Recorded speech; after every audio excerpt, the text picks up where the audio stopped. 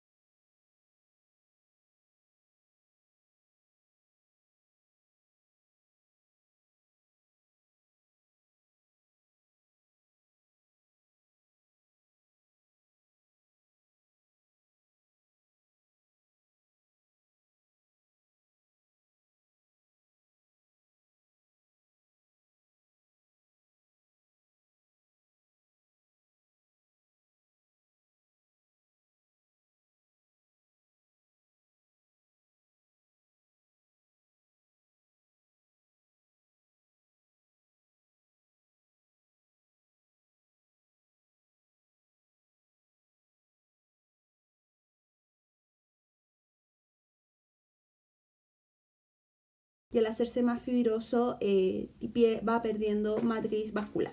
Al perder matriz vascular tiende su centro a ser más hipointenso. Por ende, esta lesión tiende a tener un llenado de tipo centrípeto. O sea, se llena de la periferia, en la fase arterial, y a medida que pasa a la fase portovenosa, equilibrio, eliminación, se va llenando hacia el centro. Mientras más grande sea la lesión, va a tener una cicatriz central. ¿Por qué? Por lo mismo que le estaba diciendo, a medida que se va expandiendo, el centro va perdiendo vascularización, se va haciendo más fibroso. Como vemos acá en ambas imágenes, es una secuencia Singer, Chodofaz turboespineco, no hagan alusión al nombre comercial, perdón, ¿cierto? Y vemos una gran masa bien delimitada, bien concéntrica, que genera una hiperintensidad muy homogénea con respecto al parénquima hepático. ¿Ya? En esta imagen tenemos también un T1 en el lado izquierdo de su pantalla, tenemos el fase, y en el lado derecho fuera de fase. En ambas imágenes comprendemos y vemos una hipointensidad homogénea y no hay alteraciones de señales en el fuera de fase, por lo que entendemos también de que su contenido es netamente fibroso. ¿ya? Y tenemos las fases dinámicas en la imagen superior izquierda de su pantalla.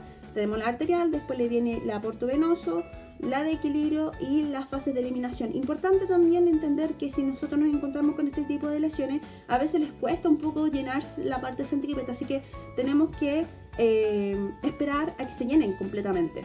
O sea, si tenemos que repetir 5 veces la fase de eliminación, la vamos a repetir hasta que veamos que la lesión se haya homogeneizado con el medio de contacto. O sea, la parte anterior vamos a ver una leve captación periférica, la portovenosa un poquito más hacia central la captación, y equilibrio y eliminación, esperar hasta que alcance a completar el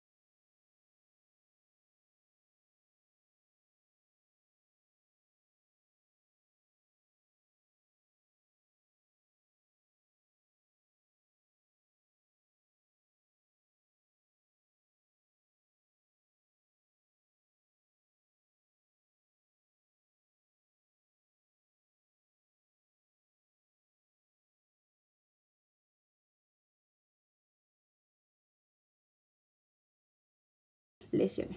Y van a captar mucho, como son muy hipervasculares, van a captar mucho la fase arterial y, como les digo, un arterial precoz, y en el puerto venoso ya van a homogenizar su señal y al tener una cicatriz central, la cicatriz va a costar mucho que capte contraste. No es que no tenga vascularización, pero la van perdiendo con el tiempo a medida que se va expandiendo estas lesiones. Son lesiones en general más pequeñas, ¿no? Yo no me he encontrado con una hiperplasia gigante, como el hemangioma, no. El hemangioma sí me he encontrado con lesiones que pueden abarcar un hígado entero, pero en el caso de la hiperplasia en general son pequeñas. Y a medida que van pasando las fases de equilibrio y de eliminación, se va homogenizando su captación y tienden a ser isointensas, ya en las fases terminales dinámicas. Bien, y aquí está una de mis patologías favoritas, que es el hepatocarcinoma. El hepatocarcinoma tiene mayor incidencia en hombres, es la lesión maligna de mayor frecuencia a nivel abdominal. Es muy frecuente encontrarse con esta patología, y es porque responde a una triada que aquí en Chile tiene mucha incidencia, ¿cierto? Que lo vamos a evaluar un poquito más adelante, ¿cierto? Tiene mucha vascularización, tiene incorporación de grandes vasos como las ramas de la aorta y ramas de la vena hepática. Es un tumor bien potente, es bien cabrón, por llamarlo así. Se alimenta de los grandes vasos y genera también una incidencia metastásica por la asociación de ganglios ya locales. Hay dos tipos de hepatocarcinoma. Tenemos el fibrolaminar, que este es bastante bonito porque forma una imagen similar a una flor. Así que recuerden, fibrolaminar tiene forma de flor. No tiene incidencia en el sexo.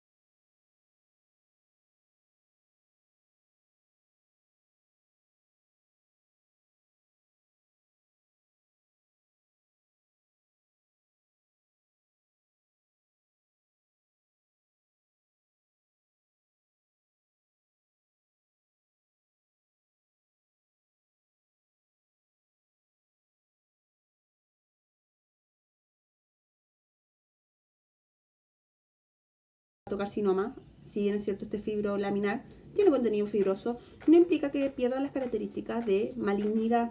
Por ende, esta, al tener una condición expansiva, su centro va a ir muriendo, necrosando.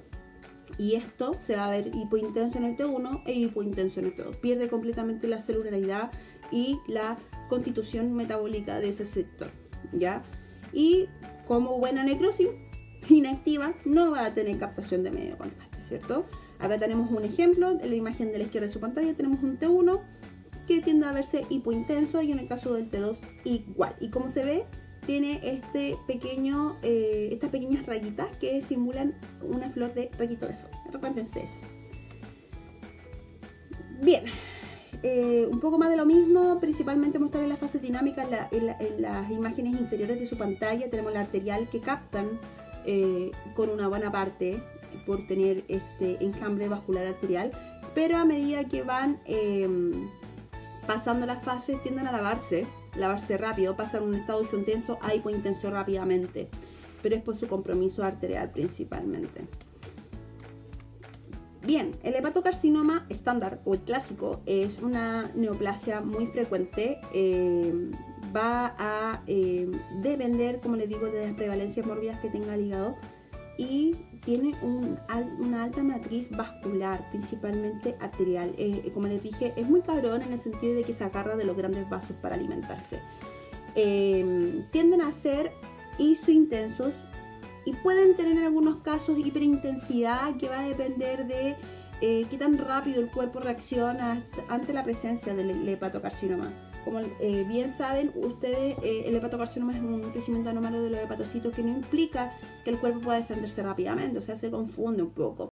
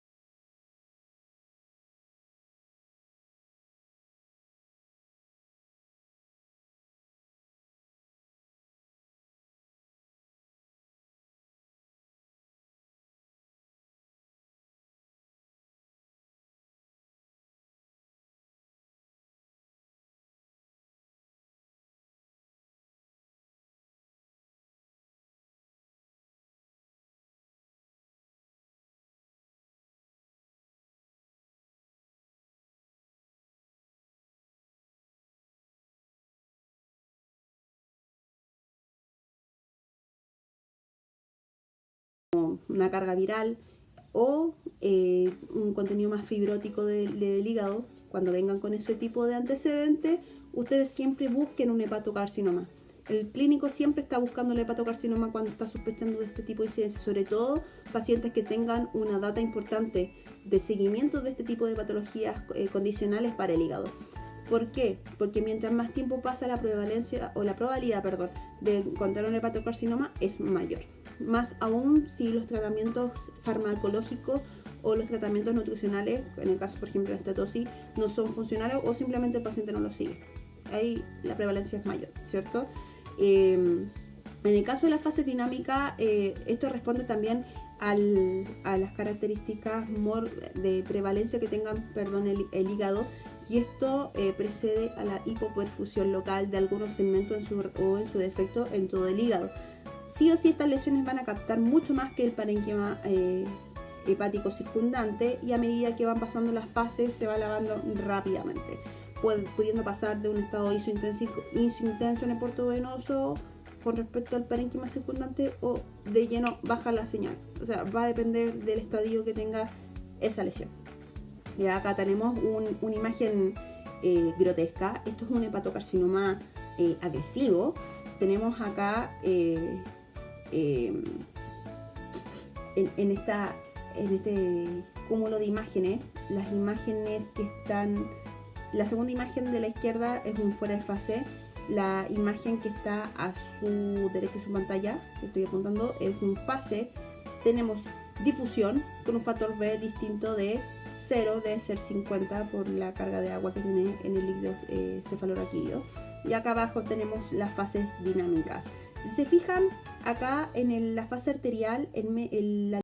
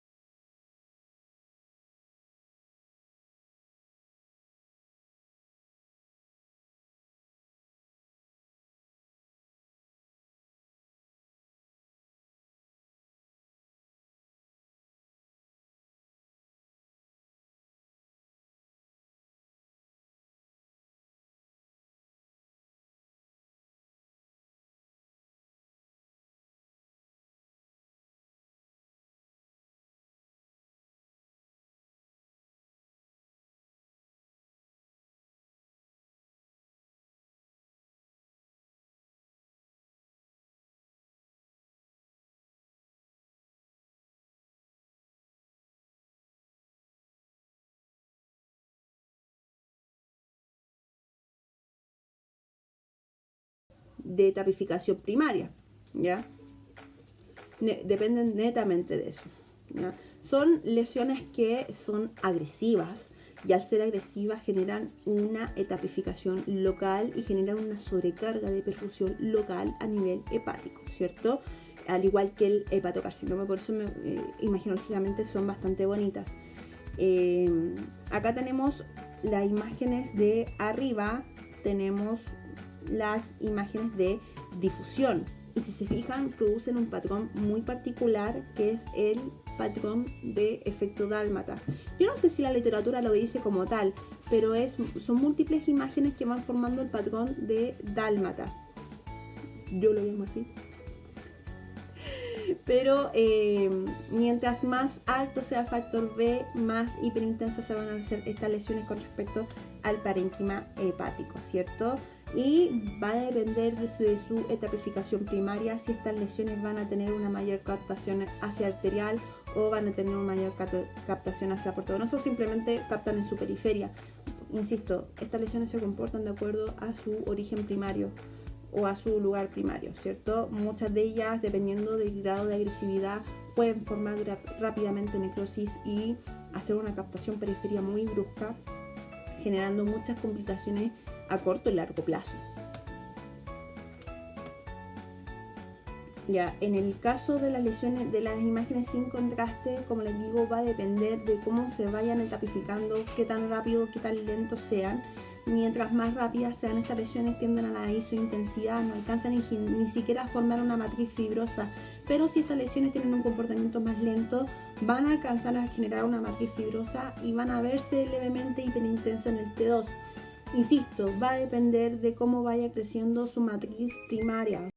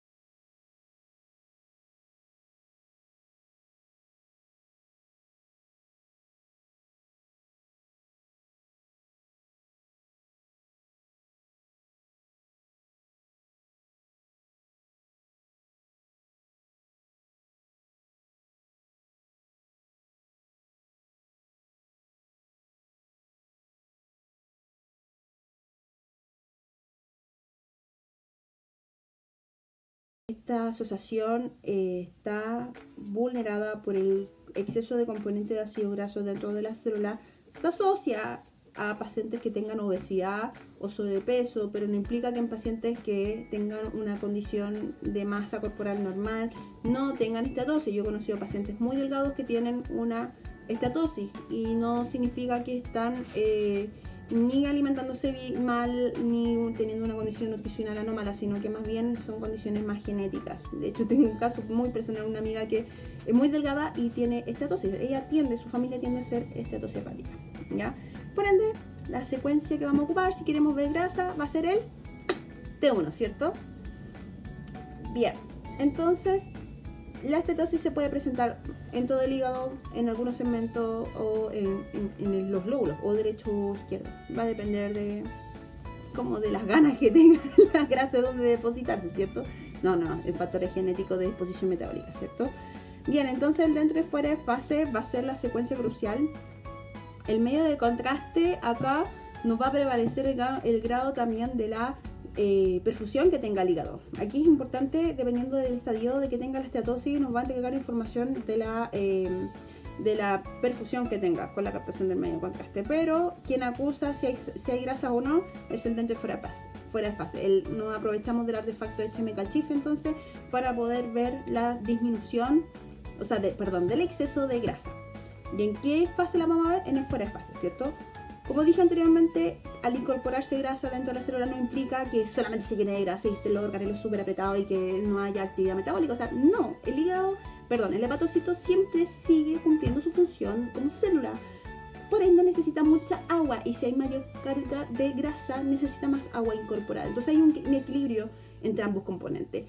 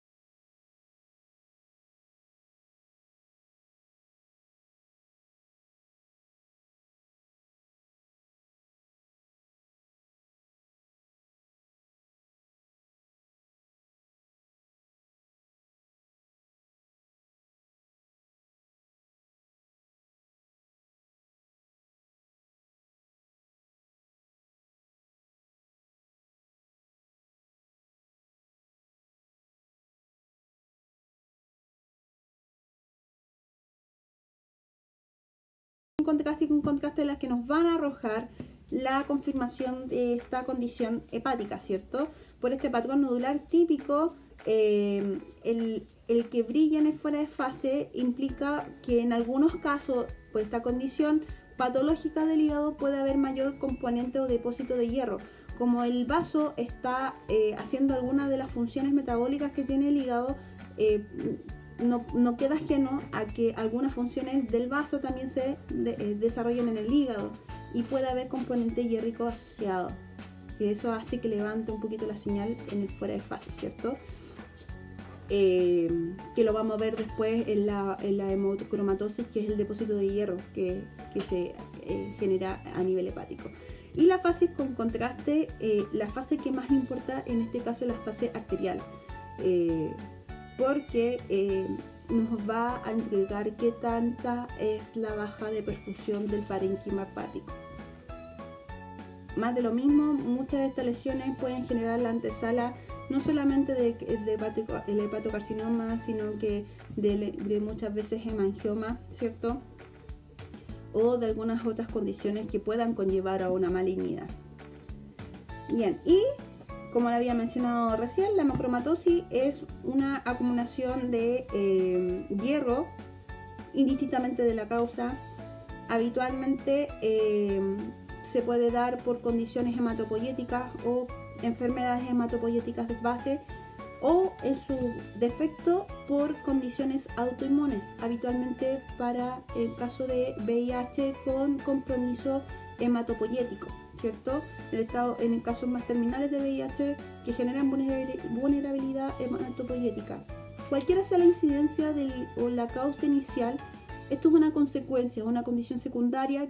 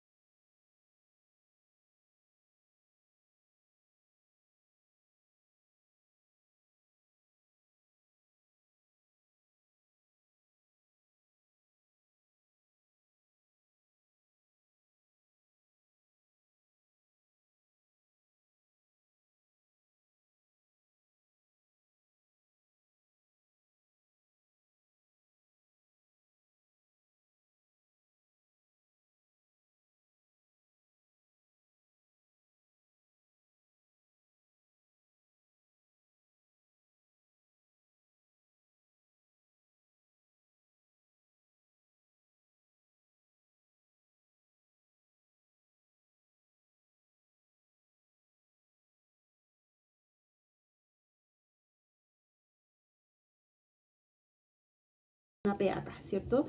Si estuviera sano, pero como está en condiciones patológicas, su señal cae abruptamente.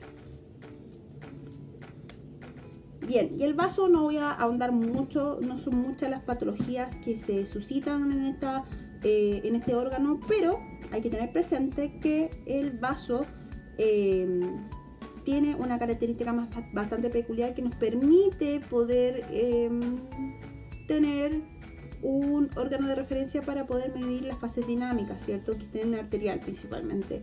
Que tenemos dos tipos de tejido, de estromas o de parénquimas con grandes funciones. Tenemos la pulpa roja y la pulpa blanca. La pulpa roja y la pulpa blanca tienen funciones metabólicas distintas. Y esto conlleva además a que sus sistemas vasculares también difieran, ¿cierto?